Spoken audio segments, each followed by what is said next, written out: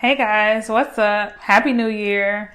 So I've been getting messages and comments on my videos wondering where I am, if I'm okay, what's going on with our debt-free journey, where have I been? And rightfully so, because I started this channel initially to document my debt-free journey, and I was also creating budgeting videos. So September came, and that was the last video that I had posted on YouTube, and that was not intentional at all. I had planned on continuing to create videos and continuing to update you guys on our numbers. But here we are 5 months later, and everybody wants to know, are we still on a debt-free journey? Have we given up? What's going on? So I'm going to answer that for you today. But before I do that, go ahead. If you're not subscribed, make sure you hit that subscribe button and hit the bell so you can be notified when I upload new videos. So before I let you know what's going on as far as today is concerned with our debt-free journey, I do need to give you a little bit of backstory to catch you up to speed so that you can understand the direction that we are choosing to take going forward regarding our debt-free journey. So if you've watched any of my other videos in the past, you will know that me and my family had intended on moving to Georgia in November of 2020. And so in September, me and my husband were gearing up to go down to Georgia to check out different cities, different areas, check out different job opportunities and things like that. And so we decided to go to Columbus, Augusta, Savannah, the middle Georgia area, like Warner Robins, Macon, and then we were planning to go to Atlanta as well. But when we drove through Atlanta and saw that traffic, like Atlanta was scratched off the list real quick. So we didn't go to Atlanta, but we did go to those other places. We ended up settling on the Savannah area. That's the area that we liked the most. It was near water, which is what we're used to. And his sister, my husband's sister, lives in the Savannah area. So she was able to get him in contact with different people who could offer him a job. And so he was actually still applying for different companies online and doing phone interviews while we were in the hotel. And so meanwhile, I'm looking up jobs and trying to find something that I might want to do. I'm a nurse, but I hadn't been working in the hospital for 3 years. And when the pandemic hit, I was actually working from home. So I enjoyed that.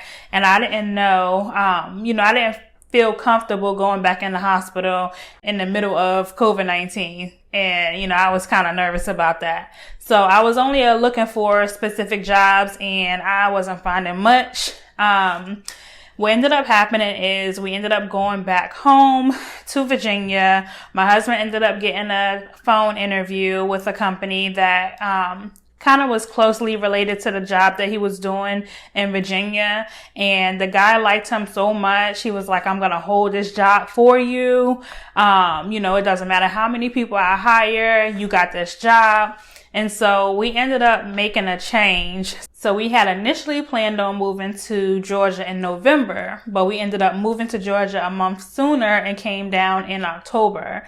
When we came down in October, I continued to keep my work from home job, but the plan was for me to actually find another job because even though I was working from home, I was a field nurse. So I did go out into the field. We were just at home since the pandemic started. So I couldn't keep that job in Georgia, of course, different localities and things like that. So I initially was trying to find another job within my same company in Georgia. And the only reason why we had even considered Atlanta is because that's where most of the job opportunities were for my employer. But I filled out 10 or so different applications with my employer for different jobs in the state of Georgia, and I got turned down for all of them. So I don't know. I guess that wasn't in God's plan for me. I did end up finding a job once we actually moved down here. It was hard for me to actually find a job while we were in Virginia, even though I was putting in applications and using my sister-in-law's address on the application. Jobs, these employers are smart. So if the current job that you're working on your resume is in a different state or in a different city than where you're moving to, they're going to know that even though you're using this address, like you're not actually actually here yet.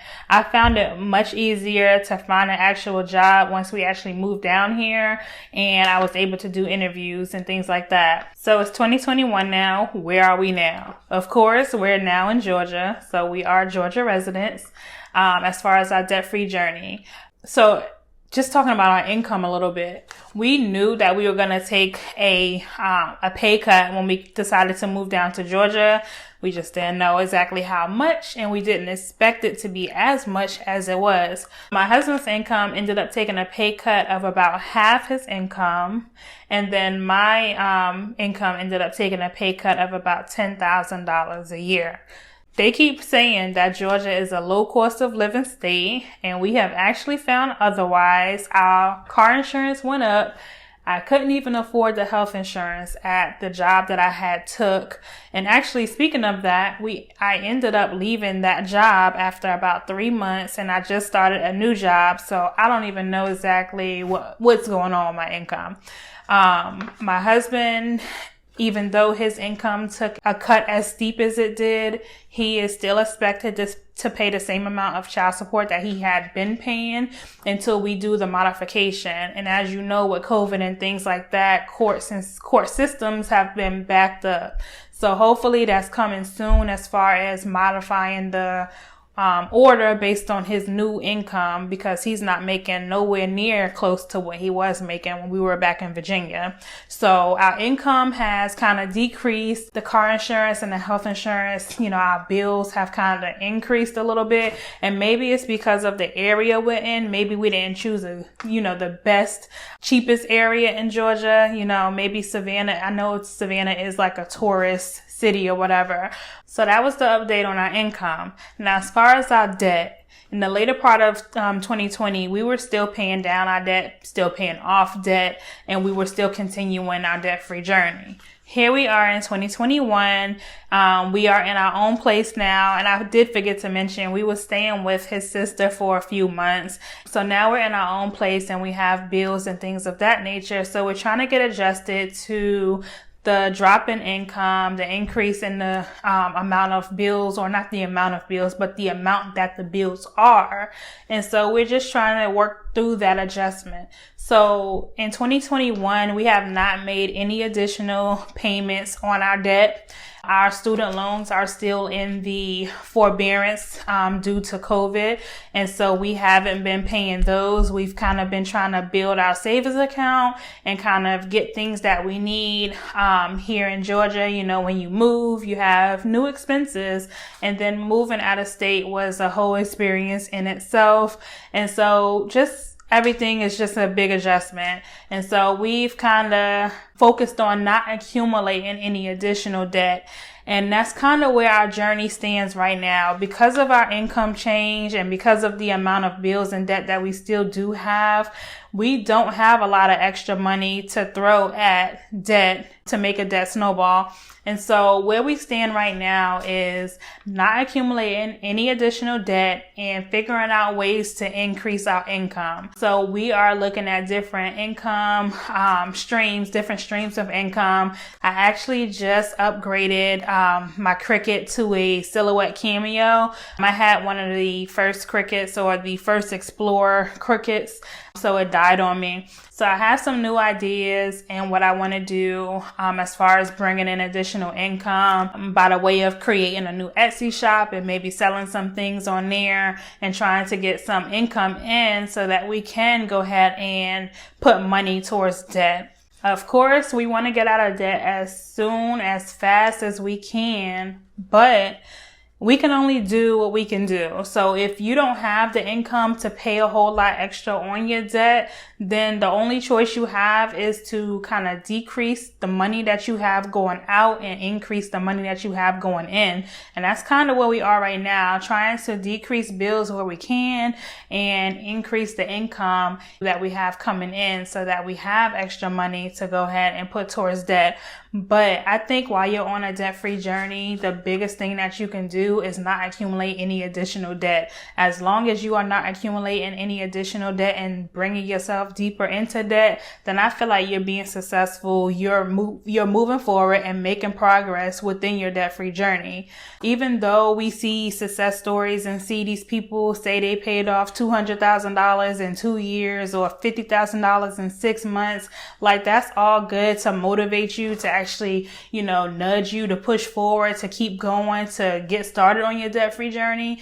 Those results are not typical. We are human. We have lives. We are parents. We have kids.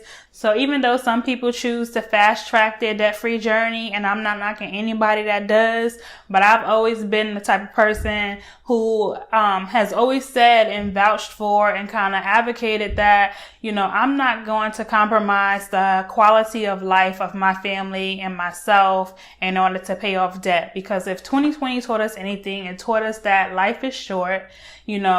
Anything can happen. The unexpected can and will happen. So while I'm here on this earth, I'm going to make sure that my family is good, my family is happy and healthy, and that, we are still making progress towards our goals, but it's not at the expense of the happiness and quality of my family.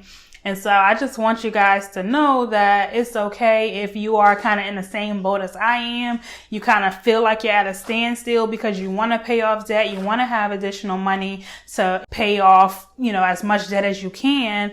But if you can't right now, just knowing that you will not accumulate any additional debt is key. So right now we're focused on building up our savings account so that when things come up, we have the money to pay for it in cash or on our card or whatnot, and not have to, depend on our credit cards. But anyway, I just wanted to update you guys and kind of let you guys know where we are right now. I am going to do another video sharing how much debt we paid off in 2020. So my plan is to upload videos weekly. So make sure you have that bell hit so that you're notified when I do upload that video. But until next time, guys, bye.